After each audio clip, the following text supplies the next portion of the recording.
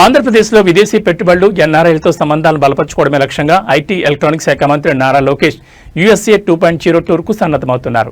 December 6న మంత్రి Lokesh Shamshabad international airport నుంచి డల్లాస్కు చేరుకుంటారు. అక్కడ ఎన్ఆర్ఐలతో ప్రాథమిక భేటీలు నిర్వహిస్తారు. డిసెంబర్ 7న టెక్సాస్లోని గార్లాండ్ నగరంలో భారీ బహిరంగ సభ నిర్వహించనున్నారు. ఆ మీటింగ్లో రాష్ట్ర అభివృద్ధి, పెట్టుబడి అవకాశాలపై విస్తృతంగా చర్చ జరగనుంది.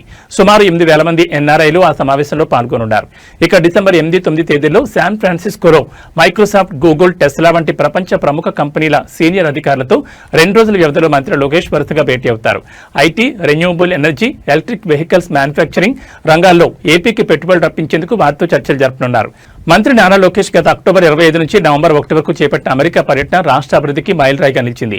బ్రాండ్ ఏపీని ప్రపంచ స్థాయిలో ప్రమోట్ చేయడం, పెట్టుబడులు ఆకర్షించడమే లక్ష్యంగా ఆయన పర్యటన కొనసాగింది. వారం రోజుల పర్యటనలో లోకేష్ 100కి పైగా ప్రపంచ దిగ్గజ కంపెనీల ప్రతినిధులతో భేటీ రాష్ట్రంలోని పెట్టుబడి అవకాశాలను వివరించారు. ఫలితంగా IT, electric vehicles, renewable energy, AI వంటి రంగాల్లో 50,000 కోట్లకు పైగా పెట్టుబడులను రాష్ట్రానికి వచ్చేలా కృషి చేశారు. జనవరి 2025లో దేవోస్లో జరిగే వరల్డ్ ఎకనామిక్ ఫోరం సమిట్లో భారీ ఎంఓయూలు ఆధారితంగా ఆంధ్రప్రదేశ్ ప్రభుత్వం పలు ఒప్పందాలు కుదిరిన విషయం తెలిసిందే. గూగుల్ డేటా సెంటర్ ఏర్పాటు కీలకం. విశాఖను ఏఐసిటీగా మార్చేందుకు ఇటీవలే కూటమి సర్కార్ కీలక అడుగు వేసింది. సుమారు $10 బిలియన్ పెట్టుబడితో ప్రముఖ ఐటీ దిగ్గజం Google 1 gigawatt hyper scale data centre ఏర్పాటు చేయనుంది.